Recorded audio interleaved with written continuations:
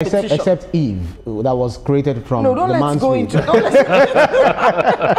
let's go into that. Right. You know, so we need to understand that when we talk about equality, it's about whether at work, at play, at home. Level playing field. God bless you. That's the word. That's right. You can't say that we go to get to look for a job or we're invited for an interview and you say to me that he's going to be paid more because he's a man.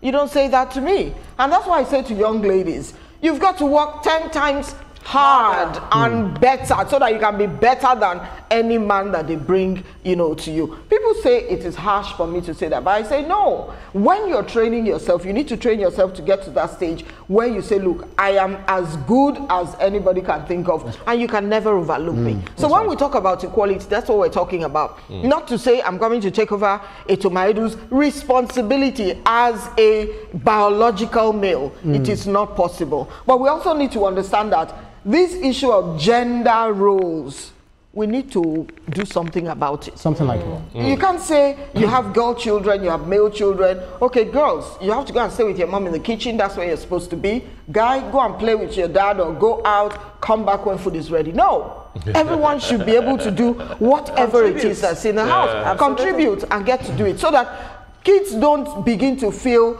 oh, this one is loved, that one is favored. Everyone do the job, do what you can, and prove yourself. Interesting. Earlier on, you mentioned that there's been so many papers, communique, and all of it. Although you're coming up with communique, I am wondering what makes this conference different from every other conference that we have seen in Nigeria, and how you intend to push this conversation forward beyond the conference, such that we have a policy in place. You mentioned it earlier, something has to be done to move us forward at the end of the day. Okay, so we're going to continue to talk. You know, you can't say because what it is you've been asking for hasn't happened, then you relent, you don't talk about it.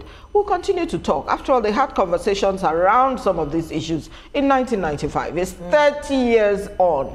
We've moved from where we were at that time, and we're inching towards where it is I want to be. But we won't get there in one day. Remember, the journey of 1,000 miles, it starts with a step in one day. So that's what we're doing. We will continue to talk, and that's why we'll have women from, you know, different sectors. There's a woman who's going to be talking about health. Not many women understand what it is when you talk about their health. People say to you, what I don't know doesn't hurt. And that's not true. You need to know what is going on in your body. And that's why we're saying we will continue to have these conversations, talk to women. Now, look at women who have attained menopause, for instance. You go to see your doctor. Some crazy things are happening to you. Like for me, you know, I used to have this hot flash and I was wondering what's wrong with me and all of that. Until I spoke to a doctor and he said to me, look, this is where you are now. It is menopause. You have those hot flashes. Sometimes you're confused. You're wondering what it is that's going on. Now, when women come down with things like that, because with age, a lot of things begin to appear. That's right. You need to understand your body. When they go to the doctor to speak to the doctor says to you, so how old are you? Mark you, your doctor might have an idea how old you are. Because they've gone, they've taken your, what's it called, your vitals, they've checked, they've looked at your file and all that. And the doctor asks the question, how old are you? She says she's 43, she's 45.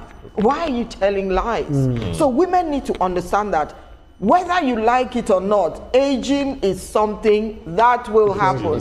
How do you embrace it? So the conversation won't just be about violence against women or poverty and what have we. Okay, very quickly, because health. of our time, you're really running out of time. So who are those that are expected to attend this? Is it for free? Is it open to us, Tuma and myself? Can the men attend so that they come? Can we attend? Of course, the men can attend. There are men who are for women. They are called he for she. He for she. Yes, there are men who support women. There are so many men like that. So the conference is open to all women. All women need to attend the conference because you get to learn one or two things from there.